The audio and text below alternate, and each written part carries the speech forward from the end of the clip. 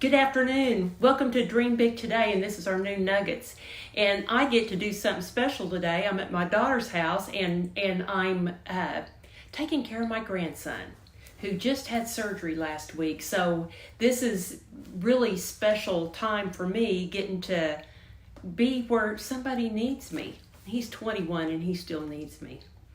And so, awesome thing about today's reading in Psalms 22, starting with verse 19 through the end of the chapter, is that it's talking about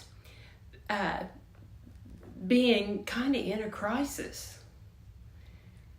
And I'm using the Passion Translation for today's Bible study, and I thought this is ideal. This is perfect for today. It starts out by saying, Yahweh, please don't stay far away. My strength, come quickly to my rescue.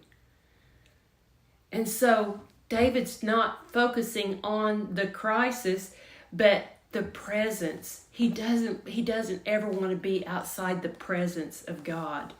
Give me back my life. Save me from this violent death. Save my precious one. And only from the power of these dogs. And so in this, dogs is a metaphor for evil spirits. And man, I pray the hedge of protection around my family and my friends, and those evil spirits have no legal right to even be close to my family. Save me from all of the power of the enemy, from this roaring lion raging against me. See, the enemy, I can't even talk, is prowling all along, all the time. And it tells us that in 1 Peter, that he's been prowling around and watching you from the get-go. And he's patient. He's got all day long. He's got all year long. All he has to do is get you at the end. But he'd really like for it to be easy. And then when we get from chapter 20 or verse 21 to 22, it's like the resurrection takes place, because it goes from saving me from all of the power of the enemy to, in verse 22, it says, I declare your name before all my brothers and praise you in the midst of the congregation. See, David's private deliverance deserved a public testimony, because no matter what we've got going on, I mean, people know that you're off a little bit. You may not have shared anything with anybody, but they can tell by your demeanor that you're troubled. And then all of a sudden you're full of joy. They can tell that there's a change. There's a change that's taken place. Those who fear Yahweh praise Him. We don't fear Him in the sense of a scary bear. We fear the thought of not being with Him, of Him leaving us. We stand in awe of Him, all you offspring of Israel. And then here's my key verse for today, especially where I'm at. And I say that because my grandson is a fireman. And so verse 24 said, He has not despised my cries of deep despair. He's my first responder to my sufferings. And when I was in pain, He was there all the time and heard the cries of the afflicted. You're the reason for my praise. And then there's a promise here. If you look in verse 26, let's claim this promise today. It says, let all the poor and broken eat until satisfied. And then here it is.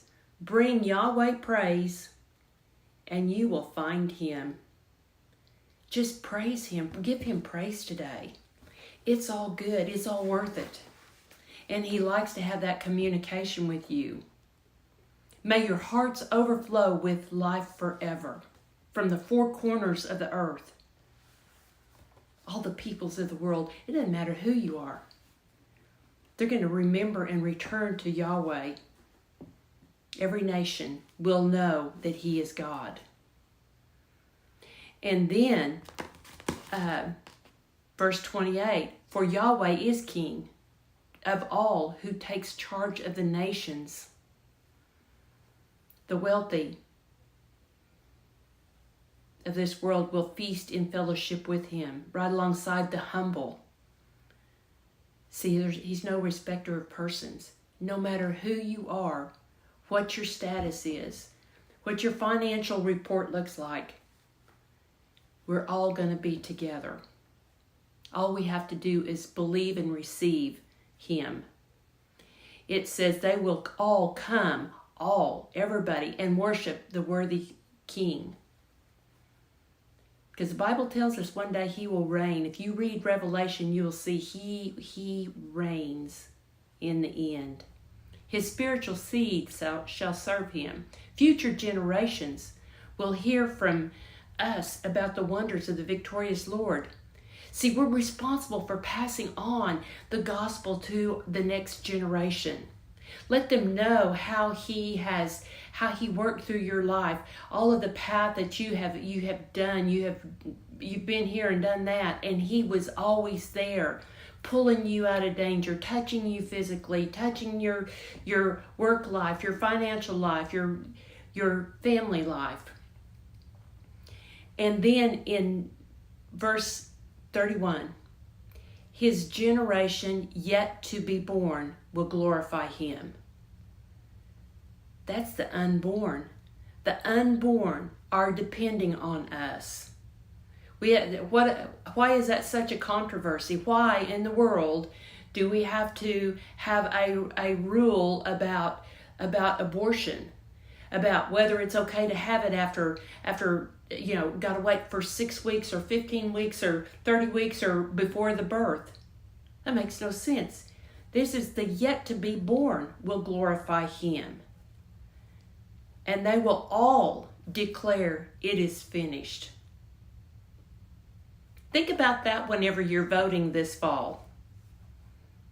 What about the unborn? What's your thoughts about that? The Bible tells me that Jesus knew everybody before they were even formed. And this is the yet to be born people. We got to take care of them. So friends, thank you so much for joining me today and my day to voice set my big guy, and we're getting ready to go shopping. And so I love you. Have a great day, and I'll see you soon.